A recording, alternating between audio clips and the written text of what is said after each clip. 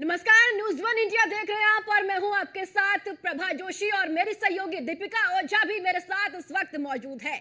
उत्तर प्रदेश की 8 लोकसभा सीटों पर आज मतदान है। जी हां, सहारनपुर, कैराना, शामली, मुजफ्फरनगर में मतदान है और साथ ही साथ बिजनौर, मुरादाबाद, रामपुर, पीलीभीत में वोटिंग है।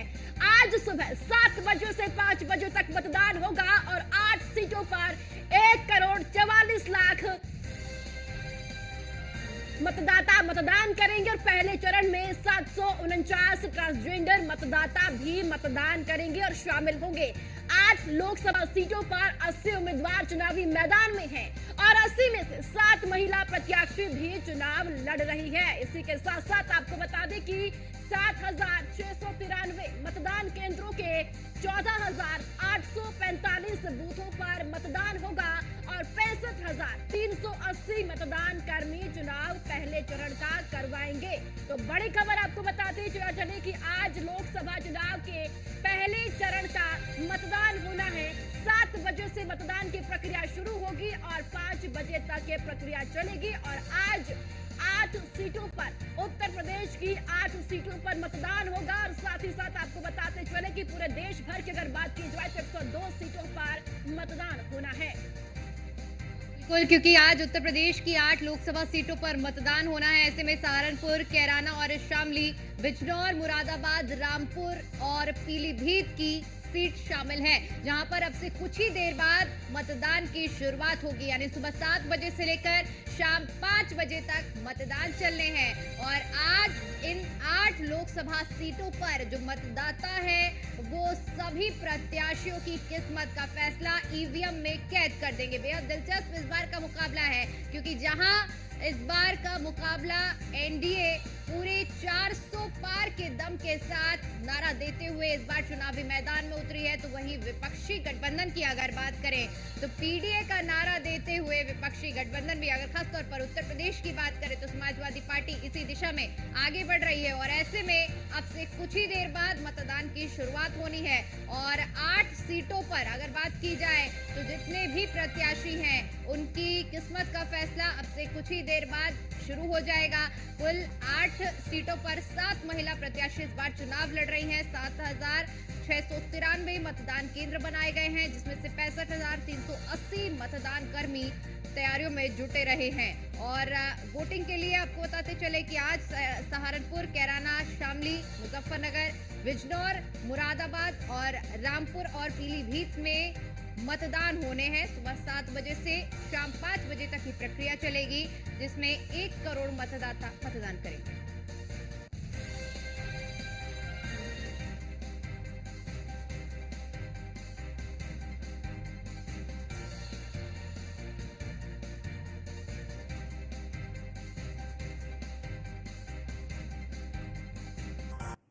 तो चलिए, अलग अलग लोकसभा सीटों पर इस वक्त क्या माहौल है उस पर ज्यादा जानकारी के लिए हमारे संवाददाता हमारे साथ जुड़ चुके हैं। पीलीभीत से विनीत शर्मा हमारे साथ है, सहारनपुर से राहुल शर्मा, शामली से फैजल खान हमारे साथ जुड़ चुके हैं और साथ ही साथ आपको बताते चले कि अब इन लोकसभा सीटों पर किस तरीके से व्यवस्थाएं की गई है, क्योंकि 7 बजे से मतदान की प्रक्रिया शुरू होगी। फैजल, शुरुआत आपसे ही करूंगी, बताइए बिजनौर में किस तरीके से लोकसभा चुनाव को लेकर व्यवस्थाएं निर्वाचन आयोग की ओर से की गई है और चूंकि 7 बजे से मतदान की प्रक्रिया शुरू होनी है। बिल्कुल, आपको बता दूं, बिजनौर में पहले चरण में जो आज 19 अप्रैल है और 7 बजे से मतदान शुरू हो जाएगा, तो कहीं ना कहीं कहा जा सकता है जो तैयारी कर रहे थे बिजनौर के और नगीने की जनता, आज वो 7 बजे अपना मतदान करेगी। लेकिन सबसे बड़ी महत्वपूर्ण बात मैं आपको बता दूं, बिजनौर और नगीना में इस बार जो मतदाता है वो साइलेंट मोड पे है, जिसका पता सिर्फ 4 जून को ही लगेगा कि आखिरकार मतदाता ने किसे चुना। तो इसमें सबसे बड़ी बात अब की बात यह है कि बिजनौर नगीने की जनता साइलेंट मोड पे रही है। अब वो उसका मुख्य कारण क्या है? उसका मुख्य कारण ये रहा है, कहीं ना कहीं जनता के जो हकीकत में प्रत्याशी को मानते थे वो प्रत्याशी जनता का नहीं उतारा गया, तो उसकी भारी नाराजगी बिजनौर नगीने में दिखाई दे रही है। अब फिलहाल अगर बात की जाए बिजनौर नगीने की, क्या नाम है, मतदाता किस स्तर पर वोट करेगा, तो परसेंटेज भी कम नजर आएगी बिजनौर नगीने में, क्योंकि मतदाता में कहीं ना कहीं भारी रोह दिखाई दे रहा है। फिलहाल अगर बात करें मैं बिजनौर और नगीने की, तो नगीने में 18 लाख मतदाता हैं और बिजनौर में 17,50,000 मतदाता हैं। ये तय करेंगे कि जी 4 जून को सांसद कौन बनेगा। अगर बात की जाए तैयारी की, तो बिजनौर में जो अंकित अग्रवाल हैं डीएम, और एसपी नीरज कुमार जाधव, वो कल से कमान संभाले हुए थे और लगातार मेहनत कर रहे थे, और आज उनकी मेहनत रंग लाई है और पूरी तैयारियां जोरों शोरों से है। अब बस इंतजार जो है वो 7 बजे का है कि मतदाता किस तरीके से लंबी लंबी लाइन लगाता है या किस तरीके से वोट करता है। फिलहाल जो बिजनौर की जनता है उसका मूड पहले ही पता चल रहा है कि कहीं ना कहीं भारी नाराजगी बिजनौर की जनता में दिखाई दे रही है। जी बिल्कुल आप हमारे साथ बने रहे। पीलीभीत से अमित मिश्रा हमारे साथ है। अमित, 7 बजे से मतदान की प्रक्रिया शुरू होगी और आज इन 8 लोकसभा सीटों पर जो मतदाता है वो अपने प्रत्याशी के किस्मत का जो फैसला है ईवीएम में कैद कर देंगे। किस तरह की व्यवस्थाएं इस वक्त पीलीभीत में निर्वाचन आयोग की ओर से देखी गई है, की गई है, और साथ ही साथ मतदाताओं में किस तरीके का जोश देखने को मिल रहा है? देखिए, ये महापर्व है लोकसभा की। अगर बात करें पीलीभीत में, तो पीलीभीत हॉट सीट रही है और यहाँ हॉट सीट रहने के कारण तमाम मंत्रियों का आगमन होना, तमाम प्रचार प्रसार होना, इसके लिए प्रशासन को भी काफी जद्दोजहद करना पड़ा। वहीं सीएम योगी आदित्यनाथ का 3 बार आगमन होना, पीएम का आगमन होना, तो प्रशासन पहले से ही काफी मुस्तैद रहा है और अभी तक प्रशासन ने सारी व्यवस्थाएं भी चाक चौबंद करने में कहीं कोर कसर नहीं छोड़ी है। बात अगर हम जिला निर्वाचन अधिकारी भी करें संजय कुमार सिंह की, तो उन्होंने भी किसी भी तरह की कहीं कोई समस्या खड़ी ना हो उसके लिए तमाम चाक चौबंद व्यवस्था की है। वहीं आज मतदान पीलीभीत में जो होना है वो 1924 मतदेय स्थल बनाए गए हैं, 1242 जो है वो मतदान केंद्र है। वहीं अगर हम यहाँ पर बात करें संवेदनशील की, तो 516 संवेदनशील है, 51 अति संवेदनशील है और उसके साथ ही 17 जोनल मजिस्ट्रेट, 136 सेक्टर मजिस्ट्रेट यहाँ पर प्रशासन ने नियुक्त किए हैं कि किसी भी तरह की कोई समस्या ना हो। और सबसे बड़ी बात यह है कि हर जगह पुलिस प्रशासन तो बल मौजूद ही है, लेकिन साथ में सबसे बड़ी बात यह है कि जो अति संवेदनशील है वहां पर अतिरिक्त अधिक मात्रा में पुलिस बल मौजूद कर दिया गया है कि किसी भी तरह की कोई समस्या ना हो। वहीं गर्मी का मौसम है, इसको लेकर के पानी की भी व्यवस्था, समुचित व्यवस्था की गई है कि मतदान के दौरान किसी की कोई समस्या ना हो।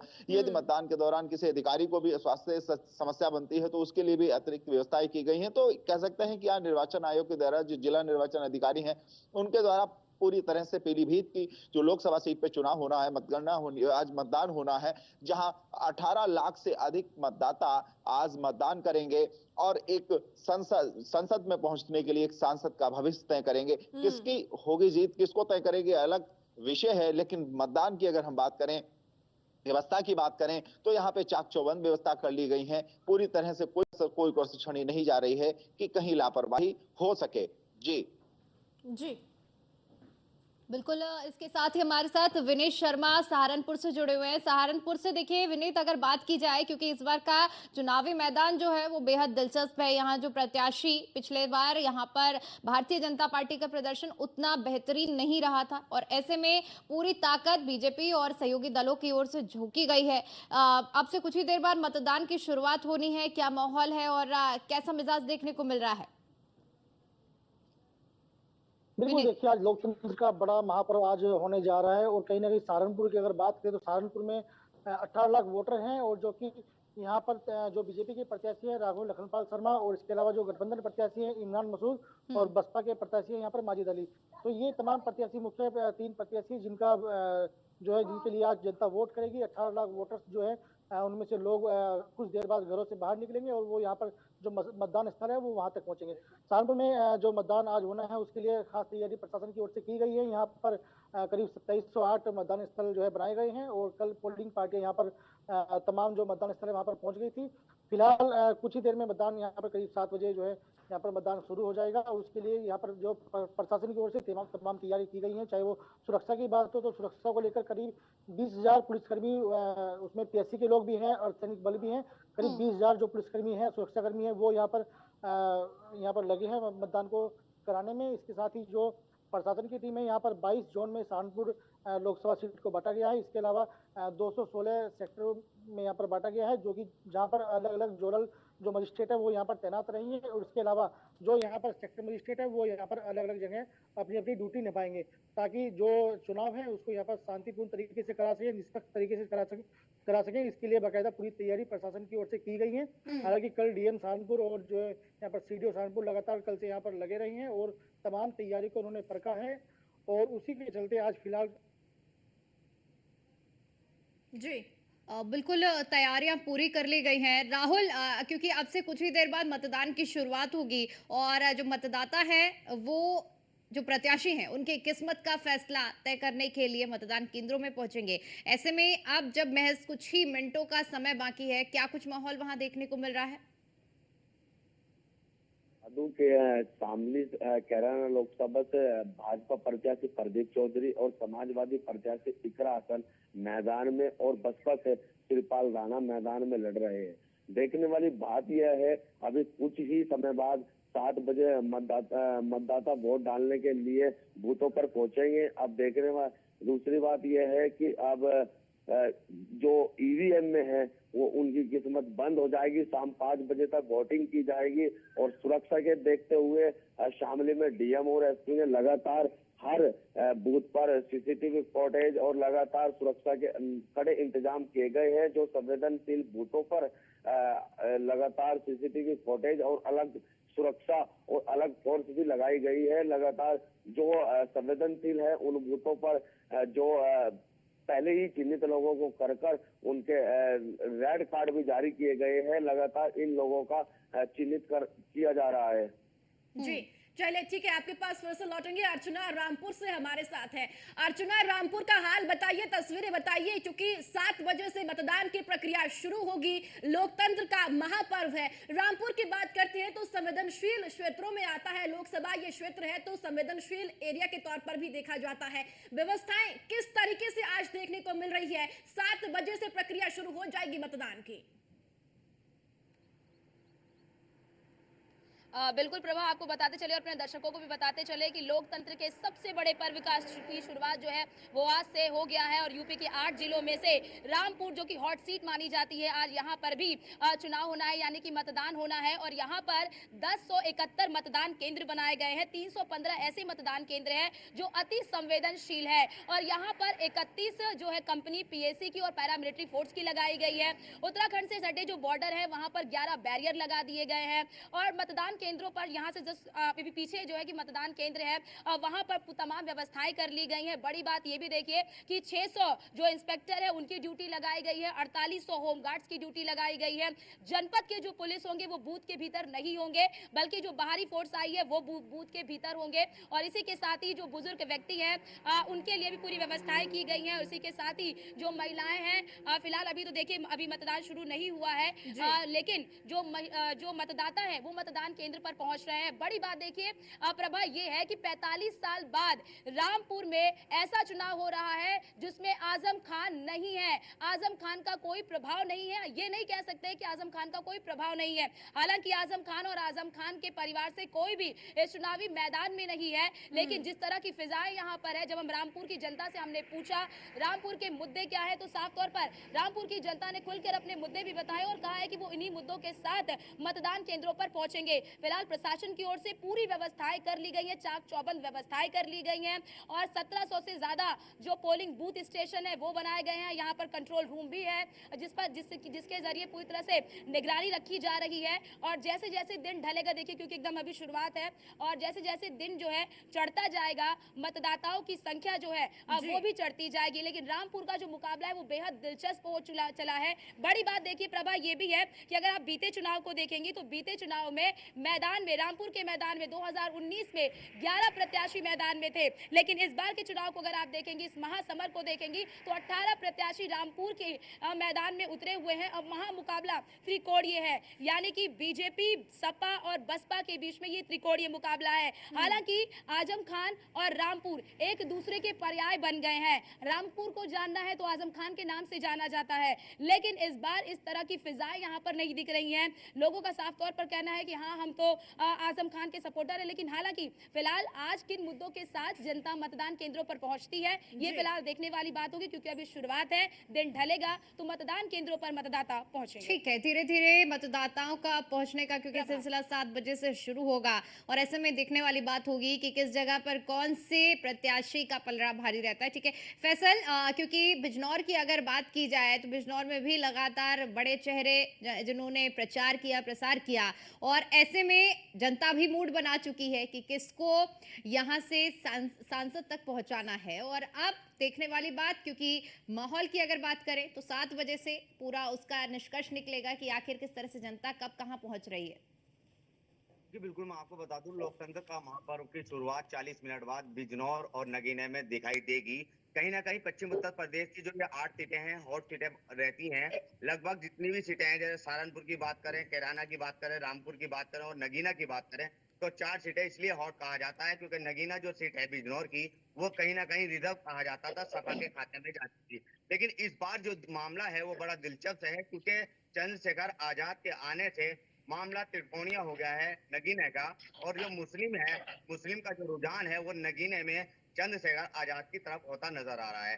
बात की जाए बिजनौर की, तो बिजनौर की जो जनता है, जो मतदाता है, वो साइलेंट मोड पे है। बिजनौर का मतदाता का तो पता 4 जून को ही चल पाएगा आखिरकार उसने किसको चुना और सांसद बनाया। फिलहाल अगर बात की जाए प्रचार की, तो लगातार प्रचार करते नजर आए हैं और नगीना में। उसका मुख्य अगर कारण बताया जाए तो मुख्य कारण ये है कि जो सीएम योगी आदित्यनाथ हैं, वो खुद 5 बार बिजनौर आए थे, जनसभा की थी। और जो राष्ट्रीय अध्यक्ष जेपी नड्डा तक यहाँ जनसभा करके गए हैं, अमित शाह तक जनसभा करके गए हैं। अगर विपक्ष की बात की जाए तो जो शुरुआत थी मायावती के भतीजे जो आकाश आनंद है, उन्होंने नगीने से शुरुआत की थी। खुद मायावती ने आगे जनसभा की, अखिलेश यादव ने आगे जनसभा की। तो 2 बार अखिलेश यादव बिजनौर आ चुके हैं। बड़ी बात यह है कि पक्ष और विपक्ष लगातार मेहनत करता नजर आ रहा था, लेकिन 40 मिनट के बाद मतदान शुरू हो जाएगा और मतदाता बड़े जोश उत्सव में दिखाई दे रहा है। तैयारी प्रशासन द्वारा पूरी कर ली गई है। 7 बजे से मतदान शुरू हो जाएगा और 4 जून को आखिरकार पता चलेगा कि मतदाता ने किसे चुना अपना सांसद। फिलहाल बिजनौर तो साइलेंट कहा जा सकता है, लेकिन नगीना कहीं ना कहीं मुस्लिमों का रुझान चंद्रशेखर आजाद की ओर नजर आ रहा है। बात की जाए प्रशासन की तैयारी की, तो सीएम अंकित अग्रवाल और एसपी नीरज कुमार यादव कल से ही कमान संभाले हुए हैं और लगातार 5 बजे से वो खुद डोर टू डोर जाकर देख रहे हैं कहीं किसी तरीके की कोई परेशानी तो नहीं। ठीक है। अमित, क्योंकि इस बार अगर पीलीभीत की बात की जाए तो पीलीभीत में बदलाव हुआ है। बदलाव इस लिहाज में कह सकते हैं क्योंकि राहुल गांधी और मेनका गांधी का गढ़ रहा है और ऐसे में अब बड़ा जो चुनौती रही है भारतीय जनता पार्टी की ओर कि किस तरह से जो नया प्रत्याशी जितिन प्रसाद को खड़ा किया गया है उसके लिए जनता मूड बना ली। और ऐसे में प्रधानमंत्री नरेंद्र मोदी भी पीलीभीत पहुंचे, सीएम योगी आदित्यनाथ भी पीलीभीत पहुंचे। अब क्योंकि देखने वाली बात ये रहेगी कि प्रचार तो बहुत कर लिए, लेकिन जनता ने क्या मूड बनाया है, क्या इस बार जो रिवाज